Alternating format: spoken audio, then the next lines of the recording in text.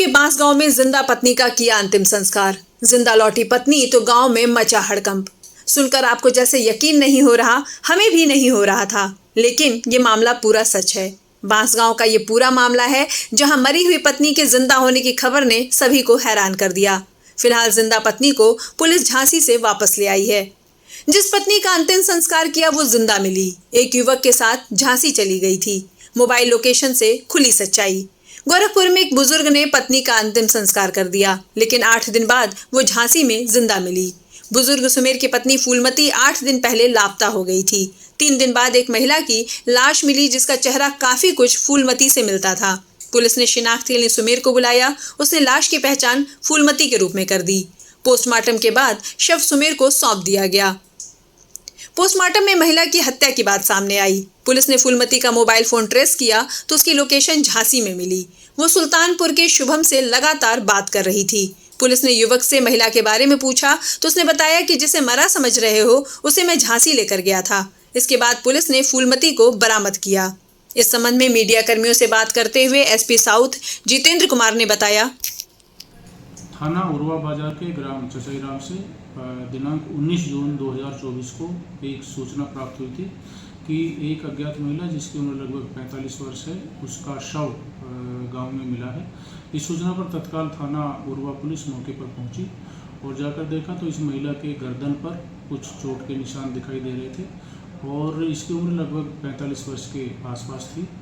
और इस सूचना के बाद पुलिस को एक दिन पूर्व राम सुमेर, जो ग्राम उसका थाना बांसगांव का रहने वाला है, उसके द्वारा एक इसी उम्र की अपनी पत्नी के संबंध में गुमशुदगी दर्ज कराई थी।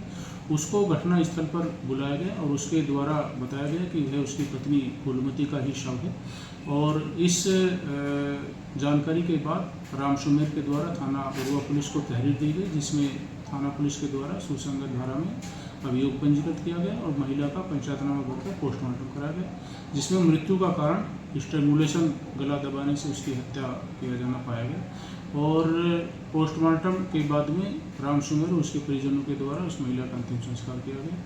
थाना उरवा पुलिस के द्वारा जो विवेचनात्मक कार्यवाही के दौरान साक्ष्य संकलन किया गया, उसके आधार पर इस संदिग्ध व्यक्ति को हिरासत में लेकर उससे पूछताछ की गई। उसका राम सुमेर के घर काफ़ी समय से आना जाना था।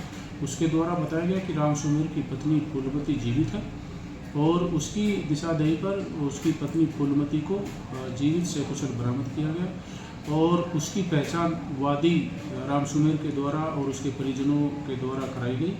तो उनके द्वारा बताया गया कि वह महिला इनकी पत्नी फूलमती ही है और जो अज्ञात महिला का शव मिला था, वादी के द्वारा बताया गया कि उसका हुलिया इनकी पत्नी फूलमती से काफ़ी मिलता जुलता था।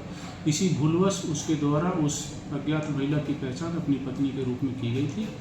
और अब इसमें जो अज्ञात महिला है उसकी जानकारी के लिए, उसकी पहचान कराने के लिए आसपास के जो हमारे थाने हैं, निकटवर्ती जनपदों से भी सूचना संकलन की जा रही है और उसकी पहचान कराकर शीघ्र ही जो अज्ञात अभियुक्त है उसको गिरफ्तार करके इसका अनावरण किया जाएगा और अब पुलिस इसमें आगे की वैधानिक कार्रवाई कर रही है।